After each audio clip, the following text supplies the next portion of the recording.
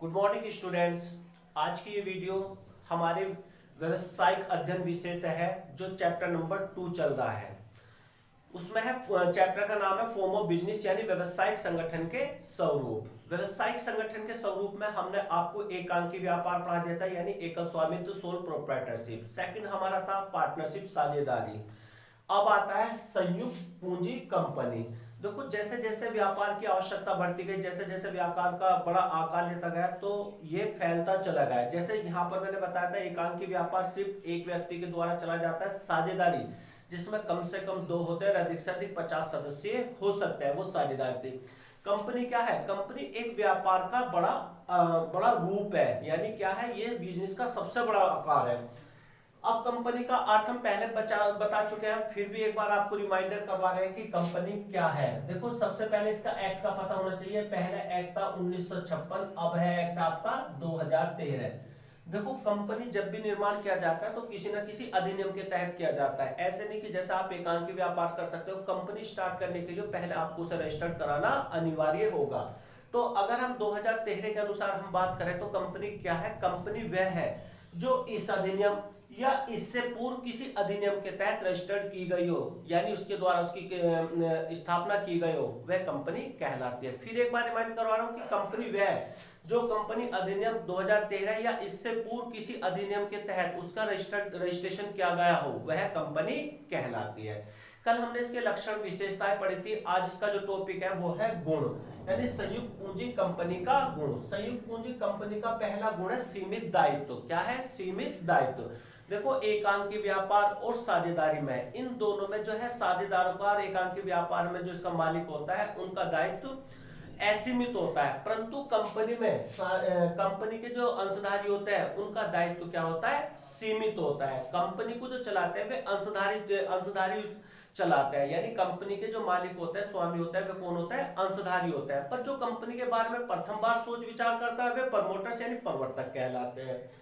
तो अब बात आती है सीमित दायित्व की। फिर एक बार बता रहा हूं कि जो कंपनी में जो अंशधारी होते हैं उनका दायित्व जो होता है वो सीमित होता है, यानी जहां तक उन्होंने कंपनी में अपने शेयर का इन्वेस्ट कर रखा वहीं तक उनकी लायबिलिटीज लिमिटेड है, और उसमें भी जितना चुकता पूंजी है उस तक अंशधारी का दायित्व सीमित है। उससे ज्यादा उस पर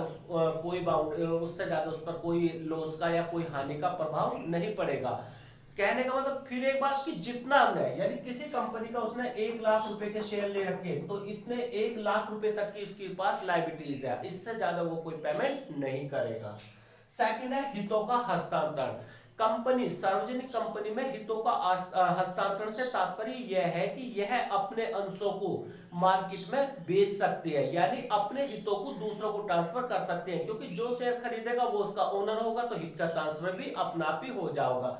तो क्या बताया कि सार्वजनिक कंपनी में सबसे बड़ा लाभ यह है कि वह अपने अंशों को बाजार में बेचकर उससे नकदी प्राप्त कर सकती है, उससे पैसा ले सकती है, यानी अपने हितों को ट्रांसफर कर सकती है।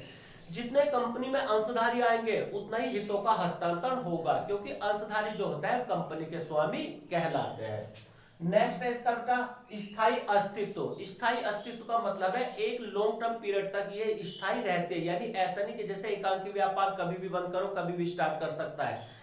कंपनी स्टार्ट भी किसी अधिनियम के तहत होते हैं, कंपनी का डिसोल्यूशन या कंपनी का समापन भी किसी अधिनियम के तहत होता है। तो इस कारण इसका जो जीवन माना जाता है यानी स्थायी माना जाता है। यानी किसी भी, वो कहने का मतलब फिर ये भी है कि अगर किसी अंशधारी या किसी कंपनी को चलाने वाले किसी एक आध व्यक्ति की मृत्यु या पागल दिवालिया हो भी जाता है तो कंपनी पर इसका कोई प्रभाव नहीं पड़ता, यानी कंपनी चलती रहती है।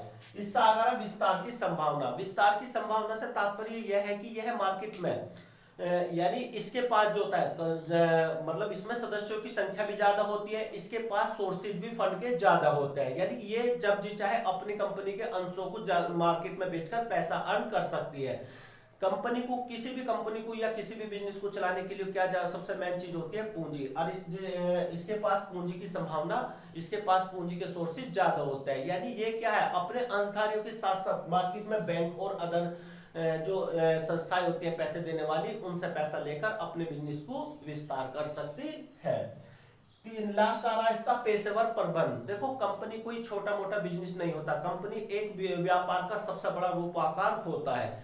तो इसमें क्या होता है, ये अपने यहाँ पर उच्च वेतन देकर एक पेशेवर प्रबंधकों की नियुक्ति कर सकते हैं। कंपनी के जो विभिन्न विभाग होते हैं वहां पर हर जगह हर एक विभाग को चलाने वाले अलग प्रबंधक होते हैं। तो कंपनी में हर एक प्रबंधक जो होता है वो पेशेवर प्रबंधक होता है, यानी एक वेल एजुकेटेड और एक जो मतलब जो उसमें well skill development well skill candidate जो होता है, मतलब उन पेशेवर प्रबंधकों की नियुक्ति कर सकती है, क्योंकि इसके पास पैसा होता है, पैसों की कंपनी के पास कमी नहीं होती। तो जैसे कंपनी का बड़ा आकार होने के कारण अलग अलग विभाग होते हैं, तो विभागों में जो होते हैं अलग अलग प्रबंधक होते हैं, तो वे एक पेशेवर प्रबंधक होते हैं, पर वे एक वेल स्किल डेवलपमेंट प्रबंधक होते हैं।